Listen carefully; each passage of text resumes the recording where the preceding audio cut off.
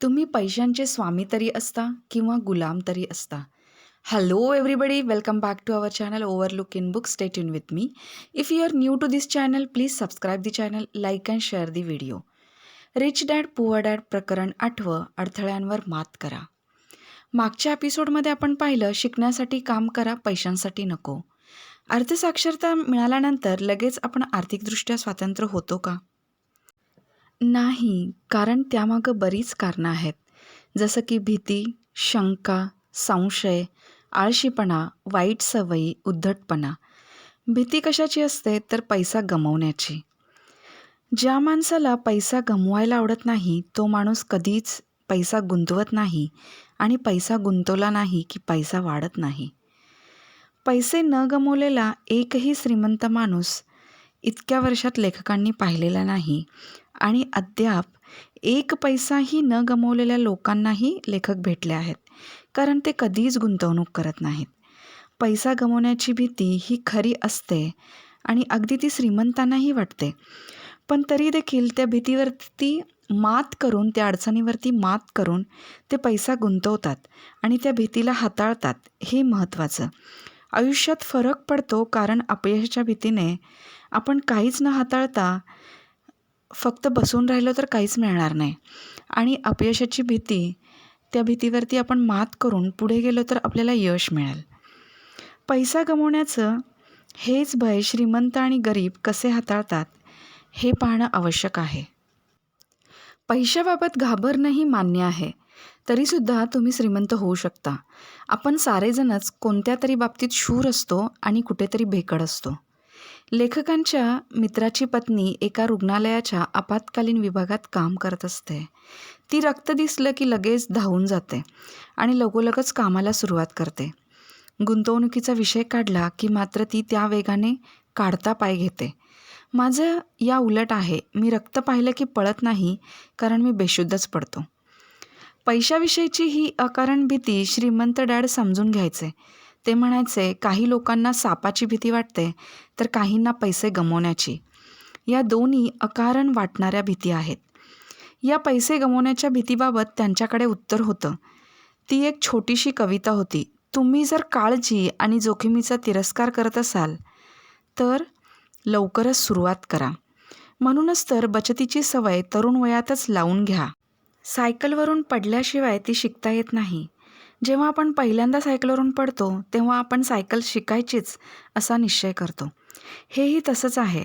आपण जास्त सराव आणि अभ्यास करून पैसा गुंतवला तर आपण नक्कीच त्यामध्ये जिंकू आणि पैसा गमावण्याच्या भीतीवरती नक्कीच मात करू.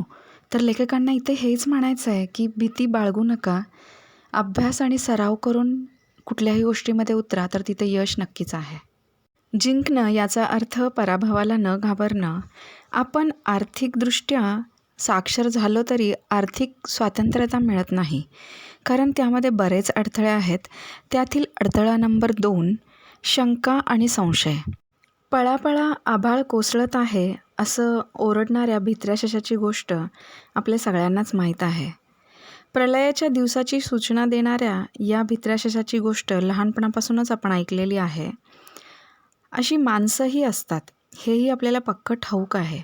फक्त आपल्यामध्ये हा भित्रा ससा दडलेला असतो, एवढं मात्र आपल्याला माहीत नसतं. बहुसंख्य लोक गरीबच राहतात, कारण जरा कुठे गुंतवणूक करण्याचा विचार सुरू केला की त्यांच्याभोवती अनेक भित्रे ससे आकाश कोसळत आहेचा नारा देत घुमायला लागतात. त्यांच्या या नाऱ्याचा परिणाम होतो, कारण आपल्याही मनात हा भित्रा ससा दडलेला असतोच. अफवा, शंका, नशीब या गोष्टीविषयींच्या चर्चेचा आपल्या मनातल्या त्या दुर्बल कोपऱ्यावर परिणाम होऊ न देण्यासाठी आपलं मन तितकंच भक्कम लागतं. ज्याला केवळ दोषच दिसतात तो कधीच श्रीमंत होऊ शकत नाही. लेखकांचे श्रीमंत डॅड सांगायचे, कुठल्याही प्रकारची शहानिशा न करता घेतलेला संशय आणि त्यावर ठाम राहणं ही वृत्ती निर्माण करतो.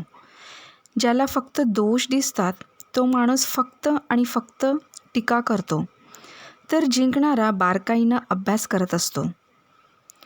टीका आंधळी बनवते आणि पृथक्करण बारकाईनं केलेला अभ्यास डोळस बनवतो. टीका करणारे आंधळे होतात, इतरांना न दिसणाऱ्या संधी आणि आपण नक्की काय गमवत आहोत याचा शोध घेणं हेच यशाचं गमक आहे. मला हे करायचं नाही एवढ्याच गोष्टीवर लक्ष केंद्रित करताना जेव्हा लोक दिसतात, तेव्हा त्या लोकांमध्ये भित्रा ससा भरात आहे हे समजतं. त्यांना कशाचीच माहितीच करून घ्यायची नाही. आकाश कोसळत आहे तेही माझ्यावरच, ही भावना इथं तीव्र आहे. म्हणूनच ते या साऱ्या गोष्टी टाळतात आणि त्याची जबरदस्त किंमत मोजतात. त्यांना आपण जे जे मिळवावं असं वाटत असतं ते याच भावनेमुळं त्यांना मिळू शकत नाही. भित्र्या सशावर मात करता येते हे श्रीमंत डॅडनं एका गोष्टीतून समजावून सांगितलं होतं. ती गोष्ट होती कर्नल सँडर्सची. वयाच्या 66व्या वर्षी त्यांचा व्यवसाय बुडाला आणि त्यांना सोशल सिक्युरिटी योजनेवर गुजराण करायची वेळ आली. अर्थातच ते पैसे पुरेसे नव्हते, त्यामुळे ते नवा मार्ग शोधू लागले. त्यांना तो सापडलाही. त्यांच्याकडे चिकन फ्राईडची वेगळी आणि उत्तम पाककृती होती. त्यांनी ती विकायचा निर्णय घेतला. तसं त्यांनी केलंही. फक्त एकानं हो म्हणण्याआधी त्यांनी 1009 जणांकडून नकार ऐकला होता. ज्या वयात इतर लोक थांबतात त्या वयात ते लक्षाधीश झाले होते. ते दुसरे तिसरे कोणी नाही, KFCचे फाउंडर आहेत. जेव्हा जेव्हा तुम्ही साशंक असता तेव्हा तेव्हा कर्नल साहेबांनी त्यांच्या भित्र्या सशाबाबत जे केलं ते करा. त्यांनी ते चक्क तळून विकलं. आर्थिक सामर्थ्यवान होण्यासाठी अडथळा नंबर 3 आहे आळशीपणा. बरेच लोक कामामध्ये इतके व्यस्त होतात की ते आपल्या कुटुंबाला वेळ देत नाहीत आणि त्यामध्ये खूप आळशीपणा करतात. म्हणजे श्रीमंत डॅड, मी हे घेऊ शकत नाही, माझी ऐपत नाही असं चुकूनही म्हणायचे नाही, की म्हणूही द्यायचे नाही. माझ्या घरी हेच ऐकू यायचं. ती गोष्ट विकत घेण्याची ताकद मी कशी मिळवेन याचा विचार करायला त्यांनी आम्हाला शिकवलं. ते म्हणायचे, मी हे घेऊ शकत नाही हे शब्द मेंदूची विचार करण्याची शक्तीच घालवून टाकतात. हे मी कसं घेऊ शकेन असा विचार केला की मेंदू मोकळा होतो. तो आपल्याला विचार करायला आणि उत्तर शोधायला भाग पाडतो. मग आपण आळशीपणावर कशी मात करायची यावर पुन्हा तेच उत्तर आहे, थोडासा लोभ आणि तीव्र इच्छा. अर्थातच अतिलोभही चांगला नसतो. कोणतीही गोष्ट अति करणं केव्हाही वाईट. वॉल स्ट्रीट या सिनेमात मायकल डग्लस म्हणाले होते, लोभ चांगला असतो. लेखकांचे श्रीमंत डॅड हेच म्हणायचे, पण वेगळ्या पद्धतीने सांगायचे. ते म्हणत, आळशी असणं हे लोभापेक्षा वाईट आहे. म्हणजेच तुम्हाला मनापासून जे करावंसं वाटतं तेच करा. तुम्ही एखादी गोष्ट केलीत किंवा केली नाहीत तरीही टीका होतेच. मग मनाचं का ऐकू नये? आपण आर्थिक स्वातंत्र्य होण्यापासून जर आपली एखादी कुठली सवय आपल्याला अडवत असेल तर नक्कीच सवय हे एक अडथळ्याचं कारण आहे. आपलं आयुष्य हे आपल्या शिक्षणापेक्षा सवयीचंच प्रतिबिंब आहे. आपल्याला किती चांगल्या सवयी आहेत तसं आपलं आयुष्य घडत राहतं. मी जर सर्वात आधी स्वतःला पैसे दिले तर मी आर्थिकदृष्ट्या सामर्थ्यवान होईल. पण बहुतेक लोक स्वतःला सर्वात आधी पैसे देण्याऐवजी सर्वात शेवटी पैसे देतात आणि मग आपण दुर्बल होतो. पैशाविषयीच्या चांगल्या सवयीच आपल्याला आर्थिक सामर्थ्यवान बनवू शकतात. उद्धटपणा हे अडथळ्याचं 5वं कारण आहे की जे आपल्याला आर्थिक स्वातंत्र्य आणि आर्थिक सामर्थ्यवान बनवू देत नाही. उद्धटपणा म्हणजे अहंकार आणि अज्ञान. मला जे काही माहीत आहे त्यातून मी पैसा कमावू शकतो आणि मला जे माहीत नाही त्यामुळे मी पैसा गमावू शकतो. ज्या वेळी मी हा उद्धटपणा केला त्यावेळी मी पैसा गमावला. हा फाजील आत्मविश्वास असला की आपल्याला जी गोष्ट माहीत नाही ती माहीत असण्याची गरजही नाही असं आपल्याला वाटत राहणं आणि तिथंच घात होतो.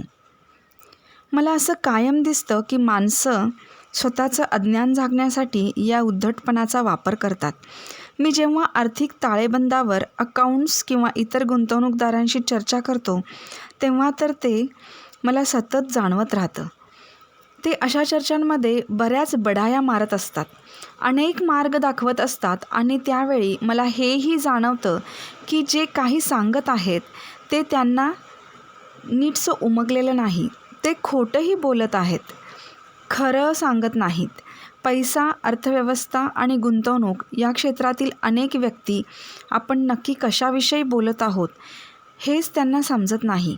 जुन्या गाड्यांचे विक्रेते जसे आपल्या दुकानाशीच तोऱ्यात असतात तसं हेही आहे. आपण एखाद्या विषयात अज्ञानी आहोत याची जाणीव झाली की पहिल्यांदा त्याचं शिक्षण घ्यायला सुरुवात करा किंवा त्या विषयावरचं पुस्तक शोधा. फाजील आत्मविश्वासावर मात करण्याचा अभ्यास हाच उपाय आहे.